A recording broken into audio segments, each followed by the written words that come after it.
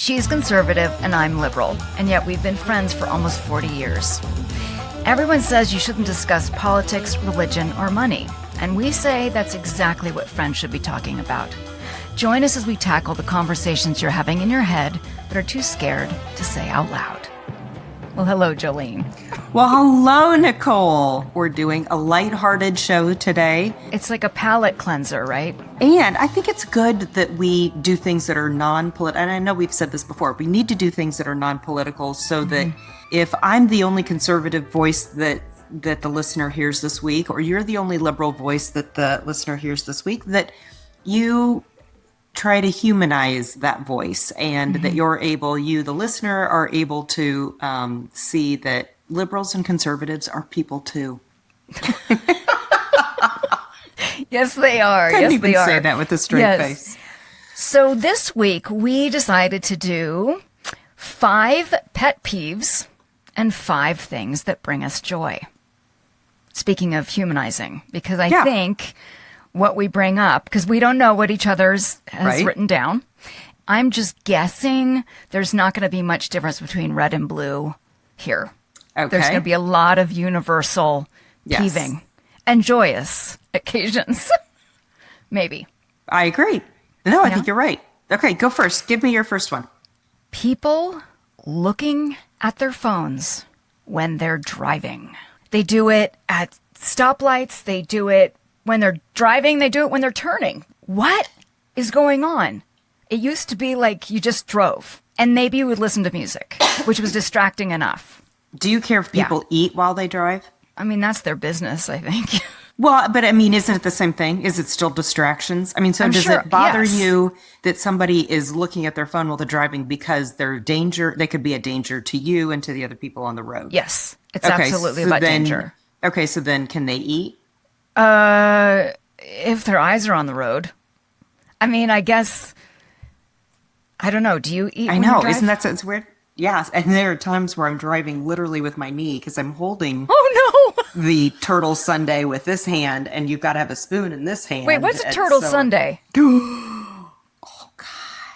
Ice cream. So vanilla ice cream. The best are at Andy's Ice Creams, which is Andy's is out of Springfield, and they're Springfield, Missouri.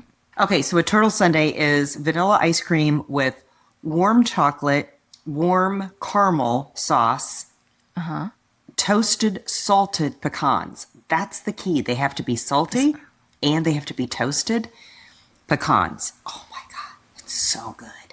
Is it is that an ice cream flavor, or do you go to get this turtle sundae? You have to order a turtle sundae. So you have to, they're going to put the ice cream in there, and then they're going to put the hot fudge, and they're going to put the hot caramel, and then they're going to... I understand. And the toasted, salted...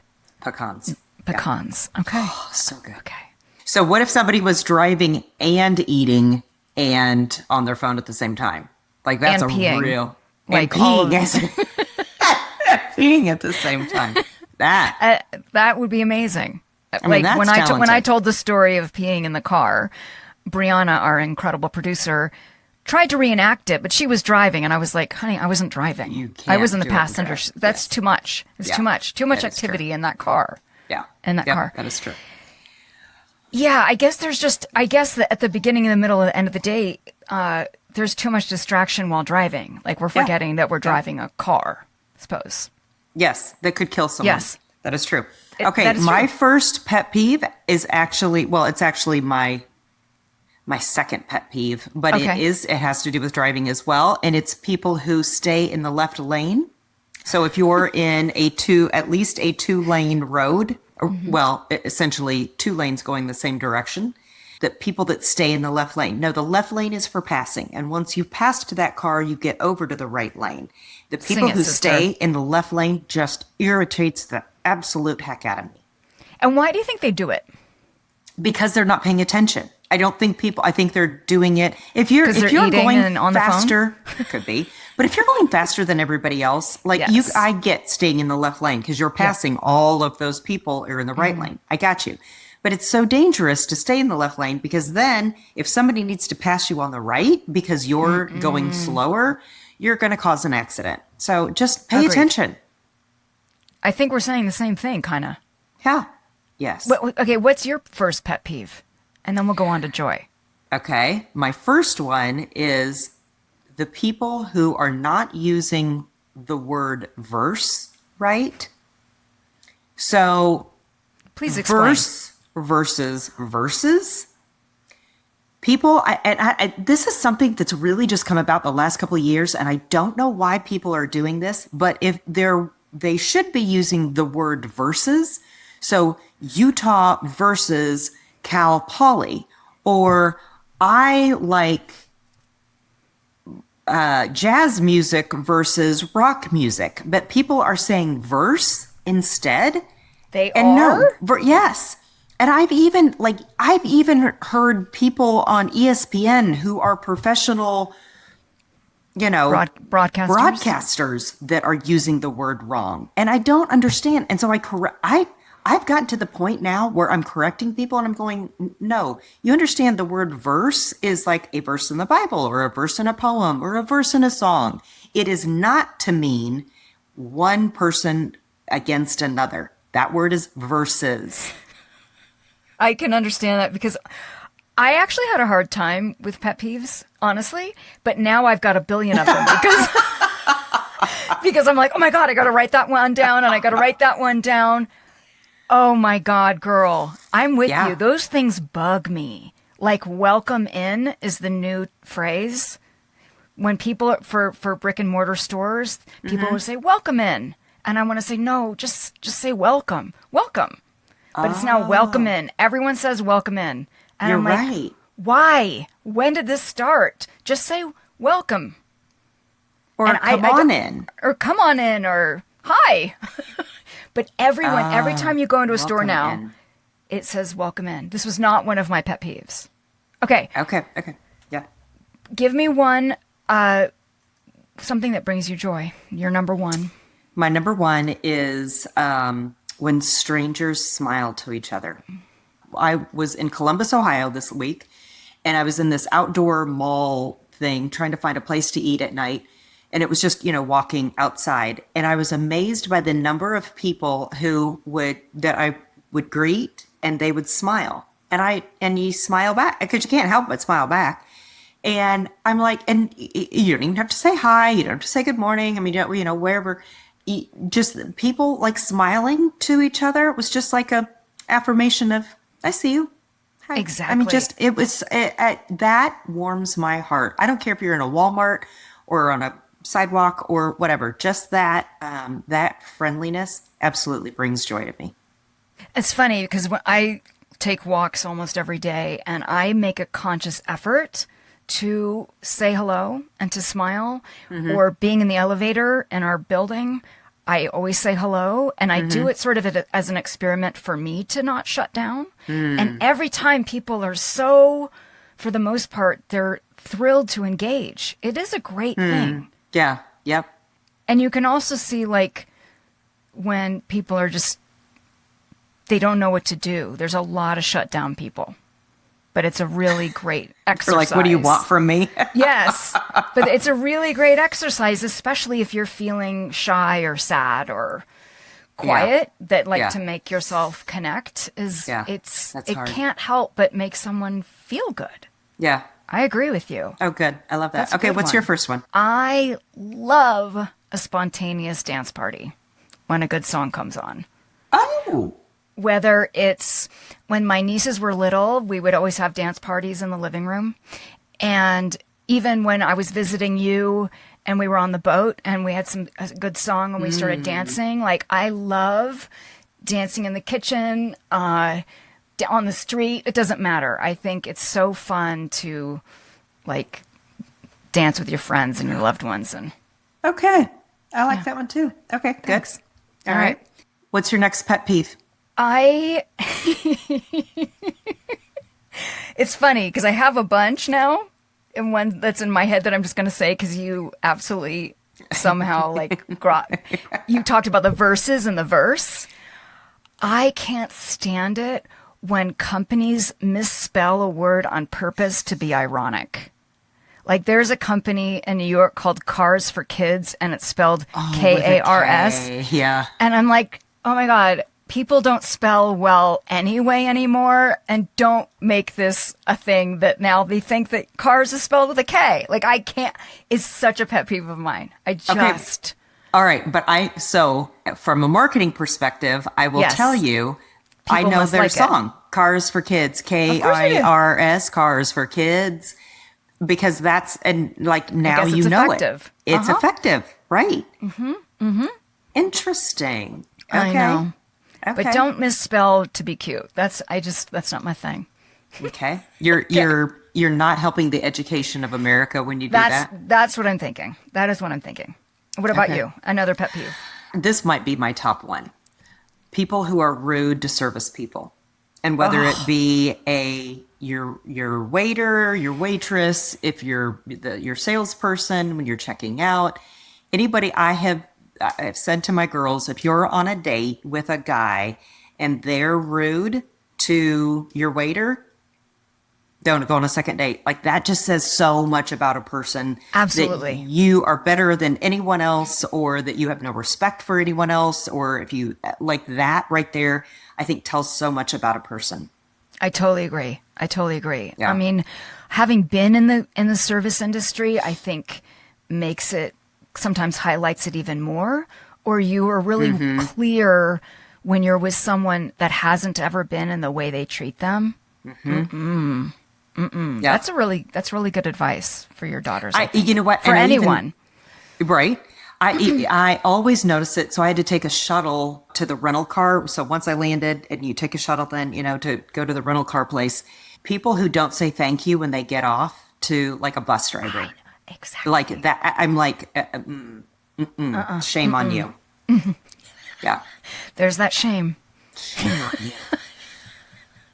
And so I'll say thank you for me, and I'm going to say thank you for the person that got off in front of me and didn't even acknowledge that That's right. Did a favor to them. And sometimes I think, to give people a little bit of grace, sometimes you don't know what's going on in their brain, and it could be they could be thinking so much. But I agree with you. I think you got to say thank you to everybody. Another joy?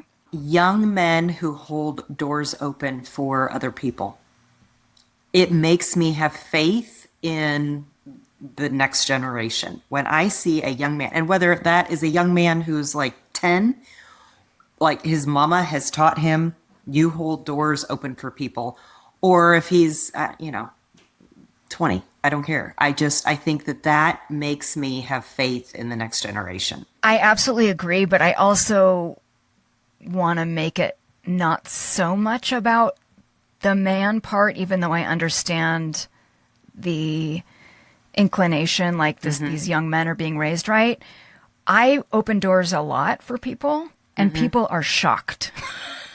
Yes. And it's just a way, it's like you're saying about smiling to someone down the street. It's like basically saying, I see you and you matter too. And that feels really contagious. I have found that when that happens, then they do it. Yep. And it's really cool. And I think I like it. I'm liking. You're right. I shouldn't have just but said that for you young men. Did. I know what you did. It should be for any.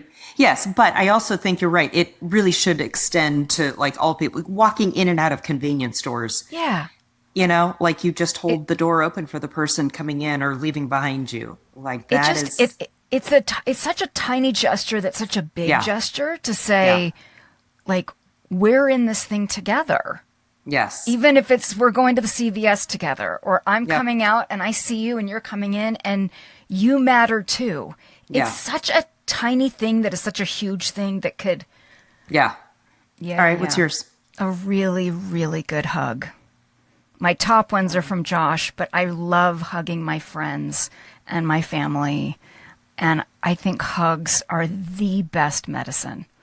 And there are times, I've told you this before, that sometimes if Josh and I are fighting, and I'll take responsibility that I'm like, angry about something or fiery about something.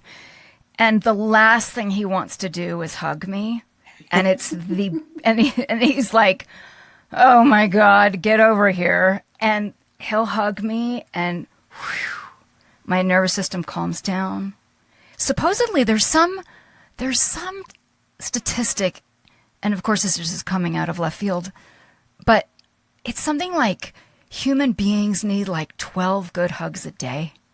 Do you hug people that you've never met before? Like, I mean, like if you've talked to them on the phone or you've emailed them or, you've had a business relationship and then you meet them for the first time, would you hug them? I think it totally depends on sussing the situation out. That first meeting, I mean, a hug is quite intimate. So if I can read that someone might not be, I'll shake their hand. And by the end of that first visit, I'll give them a hug.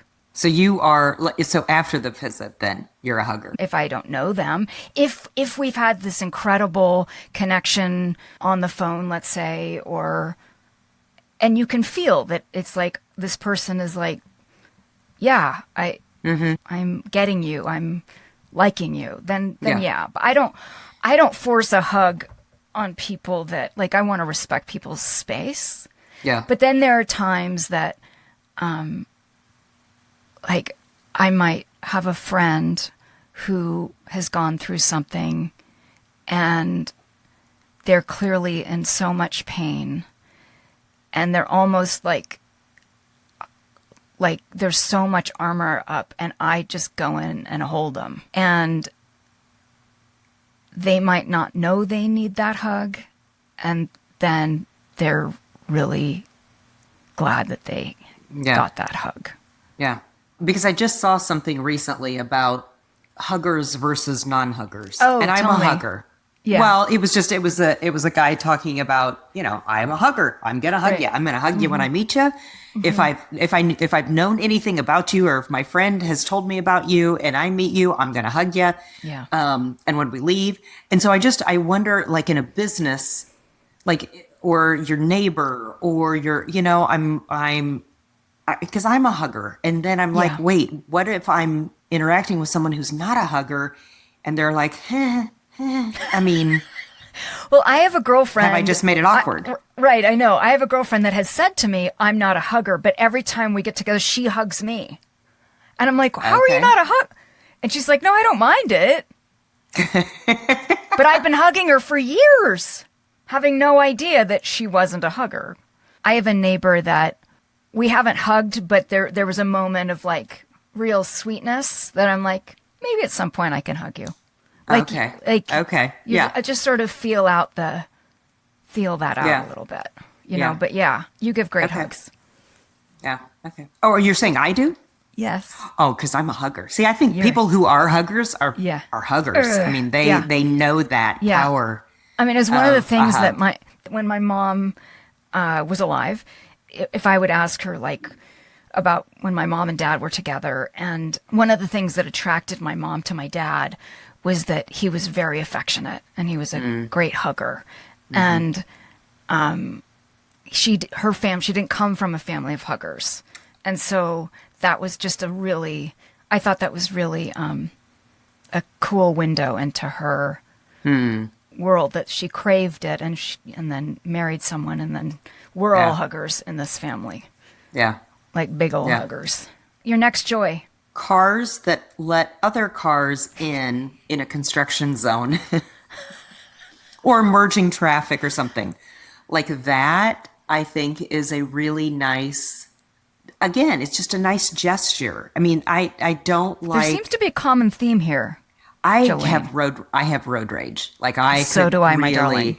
Oh my gosh. Like I could because you can conjure up like this whole scenario in your head. I mean, that car they're mean and they're racist and you can like have this whole conversation in your head, and it could just be, a grandma who, doesn't know where she is. I mean, it could be, completely not even close to what the scenario in my head is. So when people do nice things, then I think, oh my gosh, what a nice person that they slowed down so that I could get in. We all see it's a construction zone. We're all going to have to get over. Let's not, put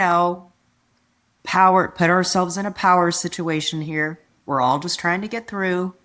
The common theme truly is us seeing each other and acknowledging each other and seeing that we all matter and that we are all important, and which is what We've Got to Talk is about. Yes. Right?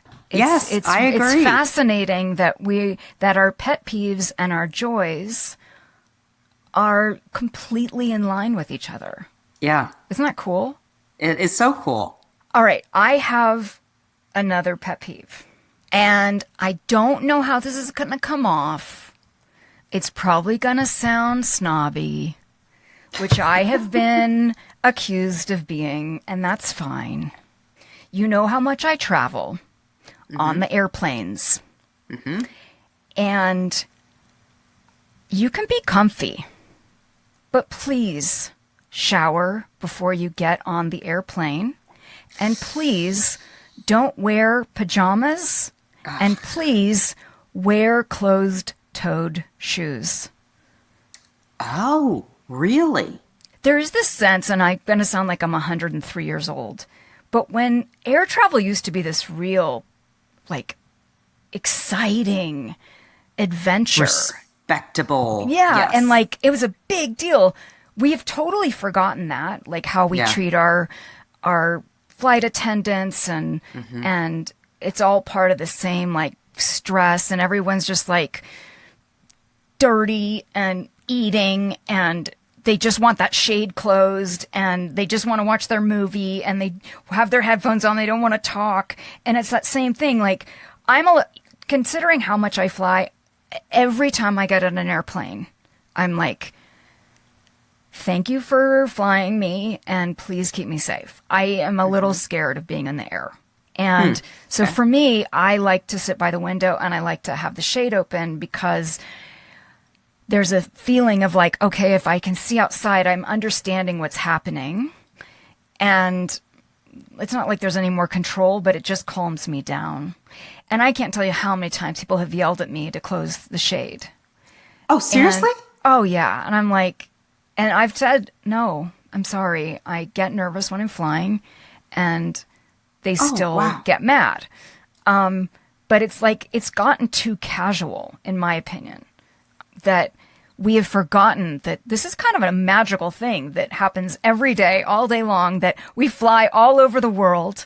And it might sound corny, but I'm like, every time we land, we should all be clapping. Like, we got here safe. Yay! And this is amazing.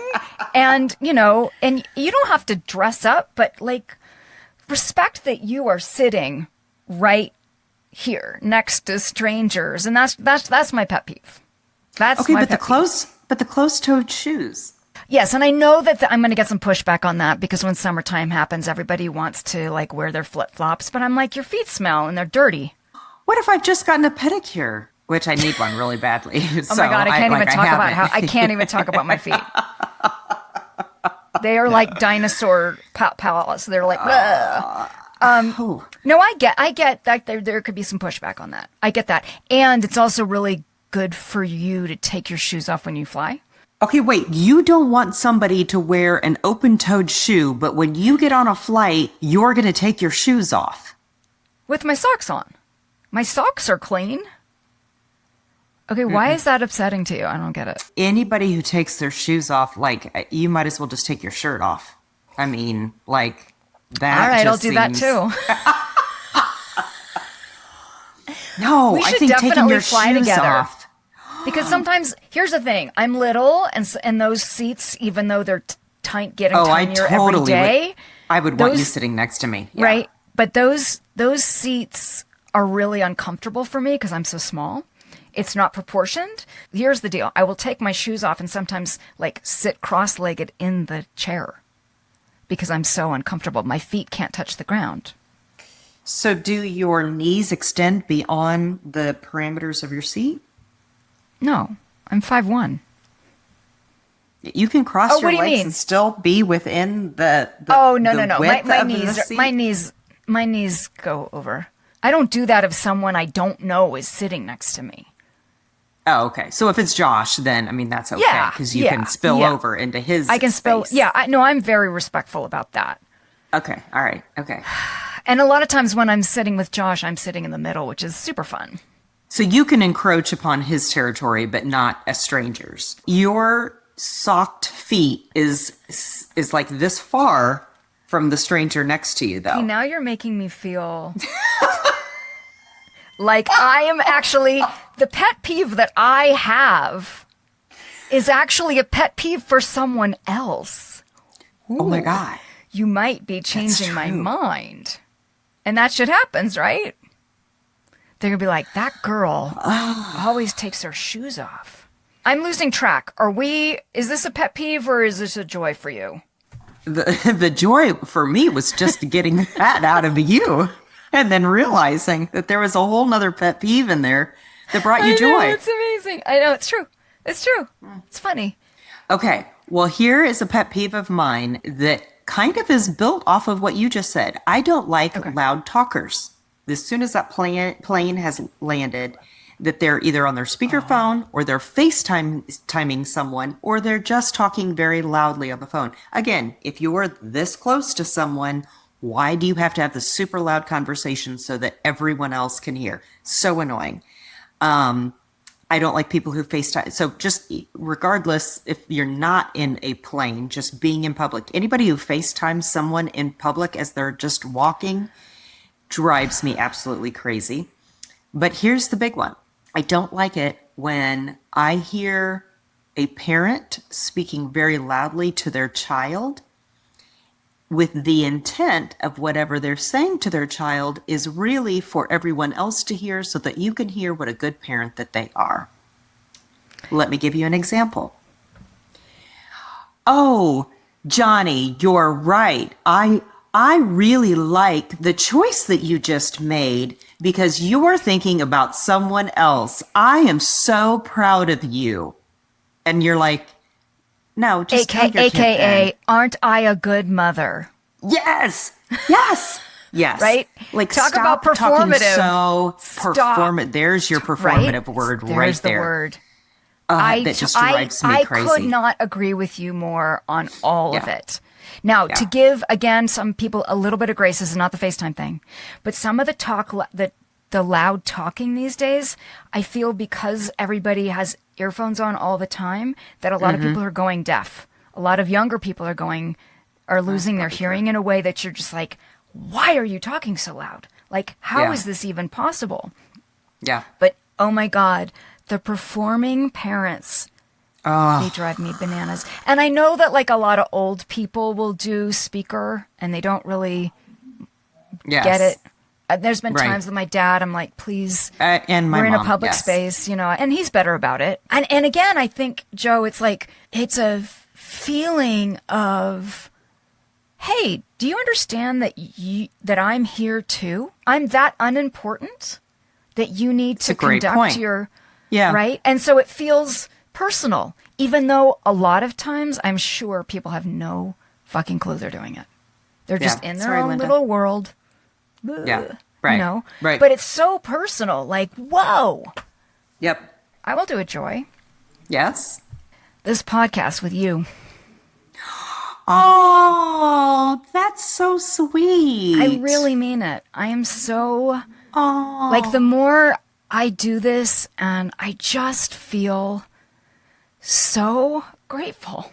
Listener and viewer, after we record every time, I then go back and I watch the recording and I take notes for Brianna on what to cut, what to keep. And then she, of course, is the pro and she does what she needs to do. So I see Jolene, I get to see you nowadays, usually twice a week. And now I see you way more because I review. And I just get so excited to be with my friend. Oh, and I love that. It's such an incredible way to have a friendship. It's really special to be able to talk about these things that you don't talk about with your friends a lot. And so I'm getting to know you after 38 years in a way that I didn't know it was possible. And I love that. Really brings me joy. And I'm very grateful to do this with you. Oh, me too. I completely agree. Agree. It's really nice. It's really nice. Aww. Like I said to you, I guess it was you and Josh, we had a text thread and I was like Josh and I really feel like you are part of our chosen family. And it's just, it's made our life really rich. So thank you. That is so sweet. Wow. It's true. Okay. It's true. All right. You know, I'm the sensitiva sentimental, and I'm embracing that. Yes, you are. You are very sentimental, or I'm not. Yes, you are. You because pretend because you're my not. You because pretend my next you're not. one, pet peeve or joy? Joy. Okay.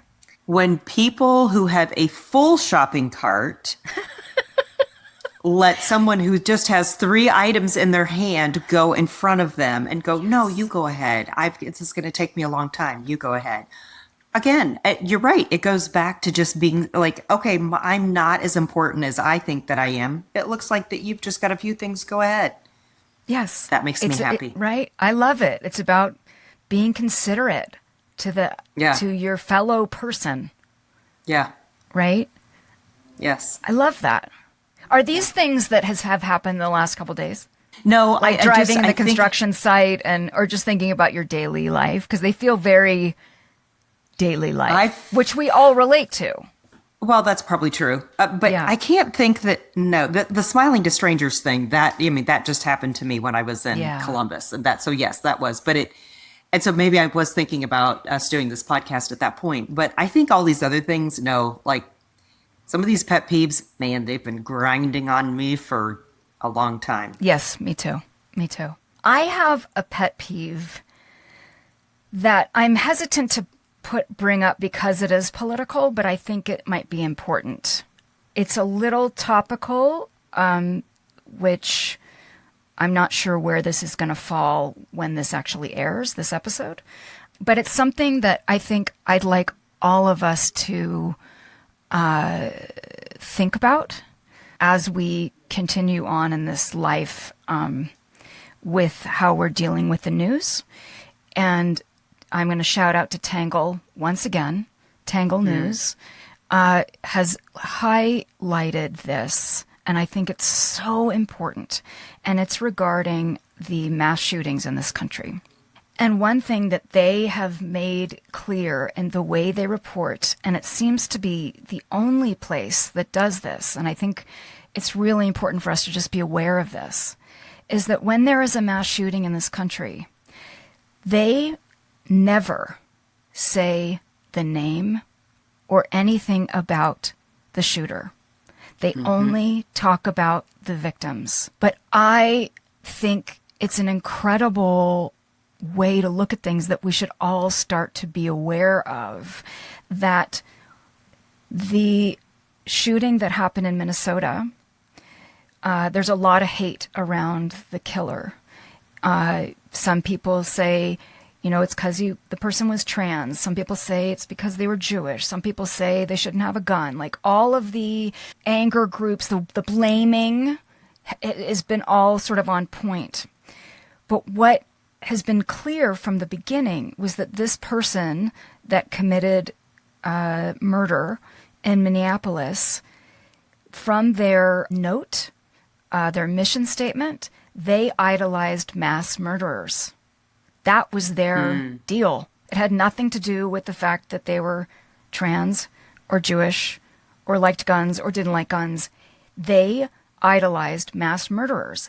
And every time a tragedy happens like this, we as a culture, we as media, we know that person's name. We know what they look like. We think, are they sexy? Are they not? Like it becomes this whole, like with that, the guy that, Luigi Mangione, people were like, oh, he's hot. Like, what? So that is a thing. Is it a pet peeve? It's bigger than a pet peeve for me, where it's I want everybody, you believe what you need to believe. Jolene and I are here sharing our experiences and trying to highlight a new way to talk to each other.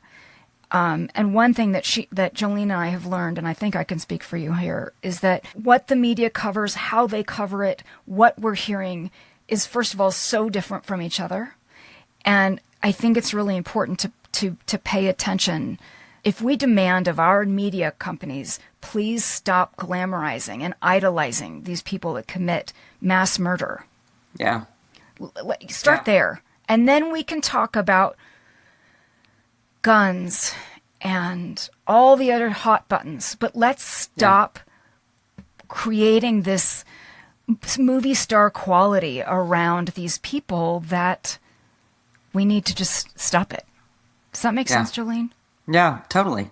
No, I agree. And yes, I love that Tangle doesn't give the shooter, the murderers, the recognition, because that's completely contrary to what we need to hear. So I think that's, and they highlight the people that are lost. They honor those people, right? Yeah. So that's my politically deep pet peeve. I'll move on to lighter things now. Do you want me to go again? Yes, because I need you to go to something lighter, because my last one is lighter. I can't follow that. Game night with friends. I love me a game night. As adults, sometimes it's difficult to make dates with your friends kind of thing. Or it becomes, certainly in New York especially, it's like you go out to dinner and you go out to dinner and you go out to dinner. And it can cost a lot of money. It can be a lot of prep time for an hour and a half. It's a lot of juggling schedules and whatever.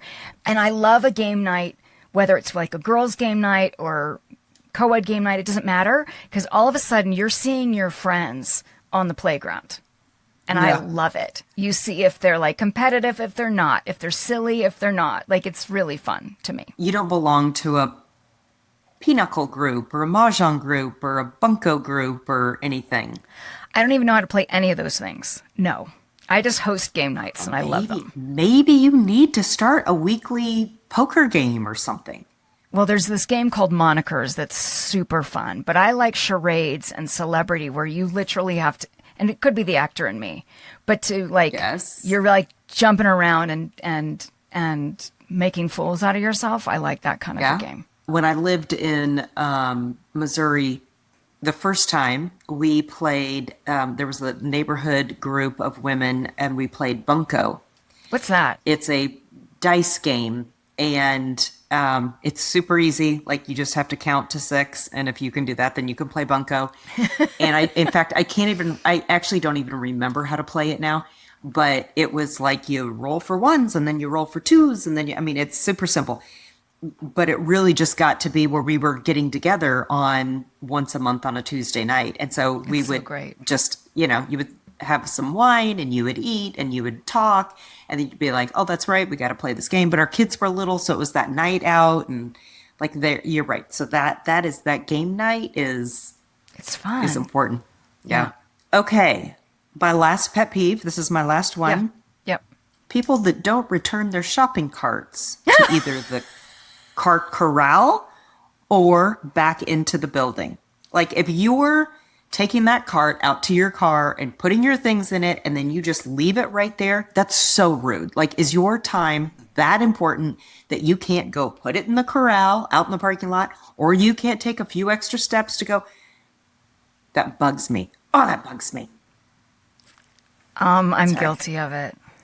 God, seriously? Not always. No, it depends. Okay, there's one place in New York, it's a non-event.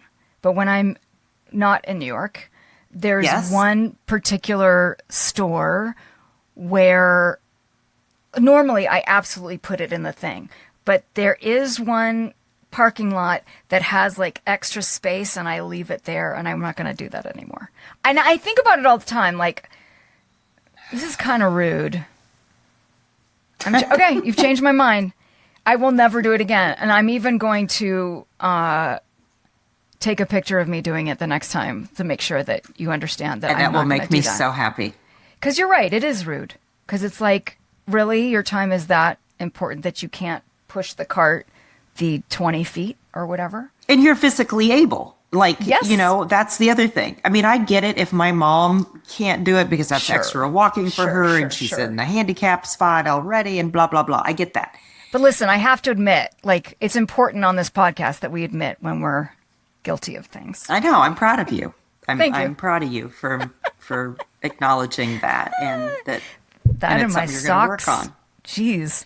What are you going to work on? I don't know. I guess I'm already perfect, Nicole. You're so perfect. You're so perfect. There is nothing I need to work on. Oh, my God. Okay, I have one more pet peeve. A slow shower drain. No, because that's my superpower, is unclogging the hair from drains. I love doing that. Okay. Like, seriously. I get joy from that. Really? That would be one of my joy things. Wait, I could come do that for you at your house. Well, I did use some Drano, and it worked. And, Josh and I have a lot of hair. So this is pretty on the regular for us. We're definitely keeping Drano in business, which is unfortunate for my pipes. Do you know you're not supposed to use? Yeah. You're not supposed to use it. You're not supposed to use Drano. Yeah. I know. So what do you use? Wait, so, okay, are you talking about in your shower? In my shower. Mm-mm. So when but I got to finish my pet peeve, like standing in the water, just grosses me out. It just grosses me out. Okay, help a girl out, help our listener and viewer. How do you unclog a good Okay, so tell me what your drain is. Is your drain like in the middle of the shower, and it's like a perforated? It's in the middle of the shower, yes. It's a square with holes in it. In this particular shower, it's stuck. I guess I'd have to unscrew it. Yeah, you may have to unscrew it. That is true. Okay. So you're going to have to unscrew that and take that metal, I'm assuming it's metal, take that metal piece off. Oh my God, there's got to be like Cousin It in the drain. And you probably love it. Oh my gosh.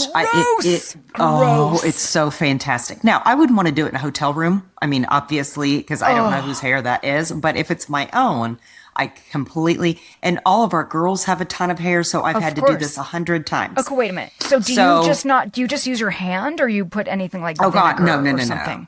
No, I'm going in. You just have to solve the problem. The problem is there's hair.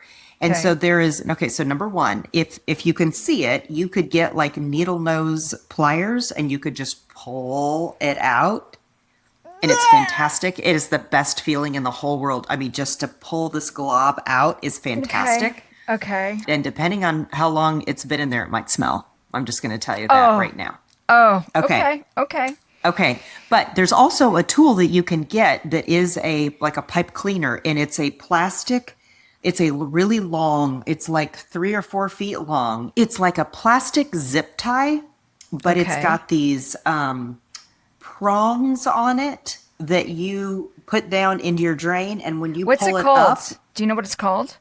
I don't know. It's a plastic, just Google plastic drain cleaner. Okay, because maybe I'll just put it in the show notes so that other people can clean their drains. Oh, there you go. And it's gonna yank up then all of this Would hair. It be like plastic drain snake? Oh, there she is. That's her. Yep. All right, there you everybody. Go. $2.97. Damn. I'll put this in the show notes. Who knew that this pet peeve and joy episode would be really about drain cleaning? You're an amazing lady. You're an amazing lady. I just because then that next, you get all that stuff out, and the next time you take a shower and that water just goes right. You're like, I've accomplished something. That's satisfying, right? It's totally. It's satisfying, right? It's like mowing your yard or ironing like something. Listen, like this is bringing you some serious joy is what's happening. It does bring me joy. It really does. Oh my God. Okay, what is your last joy, my darling? My last joy are big tippers. And which is funny because you and I talked about that we should do, we could do a whole episode on tipping because it drives us crazy, this tipping culture that we're in right now. The tipping / the rating culture. I think they're hand in hand. Yes. Right? Yep. Drives me absolutely crazy. If I'm doing all the work, if I'm walking up to the counter and I'm getting a coffee and what you're doing is giving me a cup and I'm going to go fill the coffee from the dispenser over here. Why should I tip you? It drives me crazy. Yes. So anyway, but one of the things that gives me great joy are big tippers. Like when someone is, again, in the service industry and you've had super good, but I like to reward good service. And I know how important tipping is to waiters and waitresses and Uber drivers. when they go above and beyond what the normal expectation of service is, I think they need to be rewarded for it. Absolutely. And so I love big tippers. I love it when people give a big tip. I love it when people get a big tip. I love it too. Okay, give me your last ones. My last joy, I like hanging with Josh. He brings me a lot of joy. It's so corny, but it's true. I was like, am I going to share this? But it's true. I really like him. Like, no. I met him later, I met him when I was 43, and I dated a lot of frogs, or tools, as my brother would call them. And I'm just really cognizant of how lucky I am and how grateful I am that I met him. And he just makes me laugh. And so shout out, babe. I love you. I love hanging out with you and Josh. Yeah, it's fun. So I would agree. Yeah. That's a good one. Wait, and so then I would get in trouble. I like, oh, look, my last one. I like hanging out with Jeff. Oh, Jeff. He's my best friend. He is fun. He is a fun time, guy. He is a good one. He really is. He is. You and I have a good outlook on life because we have good partners. And I think that is super important. And what a lesson for my girls and for Jackson and your nieces. I mean, like choosing that life partner is such a huge deal. It's a huge deal. Do not sacrifice, and don't do it too young, and don't do it just because you think you've been with somebody for a long time and that's the next step. Choose that person or in that a New York way that, sorry to interrupt you, in the New York way about saving rent. Oh, gosh, couples stay together, get together so they can save rent. I'm like, no. It's so important to find the right person, and you're, there's always going to be stuff, but like being able to communicate and laugh and every day wake up and say, I choose you. Like, that's a big deal. And also, but be full, like, you and I had even though you were much younger than me, like, we have full lives ourselves. It wasn't bringing that person in to make our life better. I mean, it wasn't to bring that person to make our life. It was to bring that person in to make our life better. Like, we already had a rich life. That's nice. Yeah, that is good. Do you have any good for the souls before? I do. Yes. His first name is Kaizen. Kaizen. His last name is Asiedu. His handle on Instagram is That's Kaizen. He just has a really good perspective on things. He talks about a lot of political things, but he really dismisses both ends of the spectrum, like the crazies and the fringe people on both sides. And he really tries to concentrate on, the middle ground on both sides. And he calls people out if he thinks that they're, being wacky. He has started a platform called Clear Thinker Academy, which you do have to pay. And so, I don't pay for subscriptions and all that. And so I did get on there and looked at it. And I looked up to the point where you had to pay, and then I opted out. But his stuff is just so good. And he talks about really breaking down how the media on the left and the right is screwing us up so badly, and how to get past it, and what are the watch outs to look for, and when you're being baited and all that. He's really great. That's awesome. Yeah, I can't wait to check him out. I can't wait. Okay, good. My good for the soul is a podcast called Heavyweight, and it is truly, Jolene, I know you're not a big podcaster, but not a big podcast listener, just a podcaster is what you are. Yeah. Okay. But Heavyweight is truly my favorite podcast, and they had 8 seasons, and then they lost their home. And so for a year, they didn't know where they were going to go. And then they found a new producer, and they're about to start their season 9. And it's this guy, Jonathan Goldstein. And he has these producers on the call with him.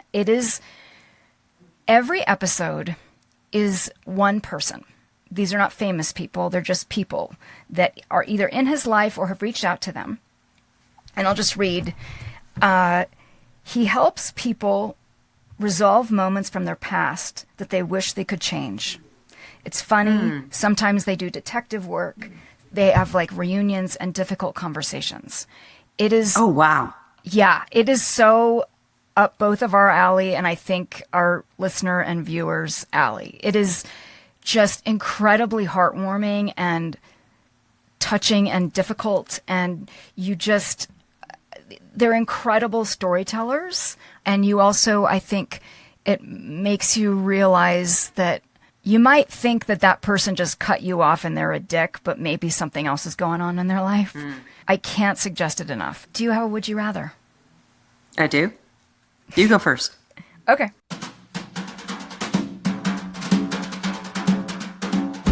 Would you rather be 11 feet tall or 9 inches tall? Oh my God.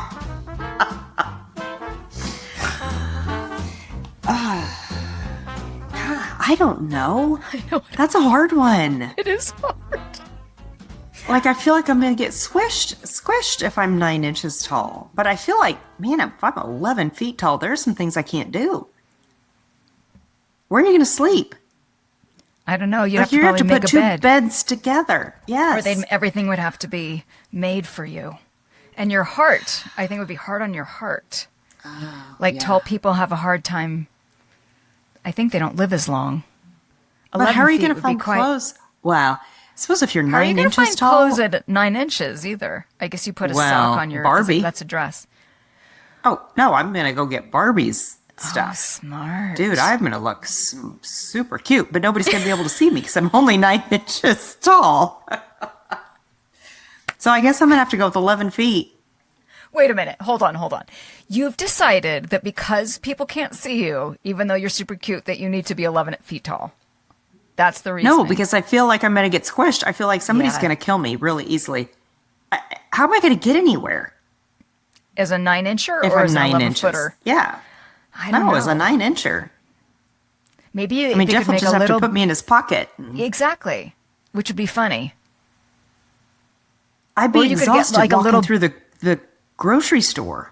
I'm thinking walking through the grocery store, it would take you 6 hours and you would be so exhausted. Forget Walmart. Oh my God. Well, what about the Barbie theme? You could get a little Barbie, a little Barbie car? A Barbie car, or a baby gator like you have or a Barbie dune buggy. It would be super cute. All right, here's yours. Okay.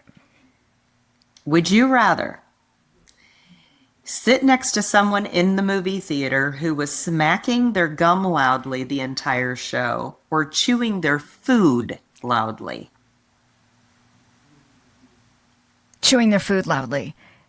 And I only hesitated for a second because I know how much you hate when Jeff smacks his gum. Oh. You hate it. So but when you chew food, there's even more mouthy, yucky moisture. Do you know how many times you ask me, would you rather, about where I'm sitting next to someone? It's always about, for me, you're like, I know I'm going to get her because she doesn't like the smell. She doesn't like the sound. She doesn't like the dog barking. She doesn't like, so many times I've been sitting next to someone unpleasant. You get me with that and with the sleeping. But yeah, I would say the chewing. Yeah. The chewing, yeah. You would rather sit next to somebody chewing food loudly instead of gum loudly. No. I'd rather someone chew gum loudly. Because the chewing of the food seems even more gross to me. Okay. It's all gross. The whole time they're going to be smacking their gum. But here's the thing, Jolene. Again, this entire episode has been about being considerate to one another, being mindful of each other's space, acknowledging that someone else is in the room or opening the door or trying, that we are all on this little planet together, red and blue,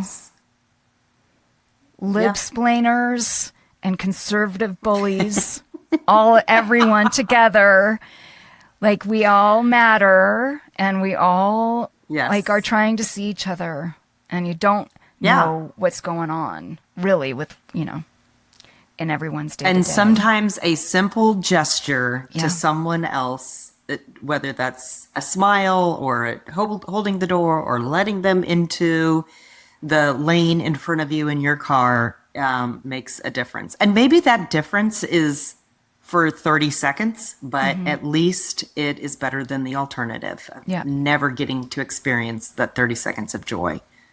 And it's also contagious. It's something that passes on. Absolutely. Right. Yep. This was a good one. Thank you guys for sticking around and having a listen and a laugh. And please like, subscribe, and follow on YouTube and Spotify and Apple. And tell people about our podcast. Share. We are really appreciative that you are going on this ride with us. Do you have any other thoughts? Very Julie? true. Keep your shoes on in an airplane. Yeah, I guess I'm going to do that. And I'm going to return my cart. Thank you, everybody. Thank you. Bye. We've Got to Talk is produced across the world by the wildly talented, creative, and hilarious team at Bambi Media. Our theme song is Jump Jive Swing by Space Train Unlimited. Thank you so much for listening, and join us every week for another episode of We've Got to Talk.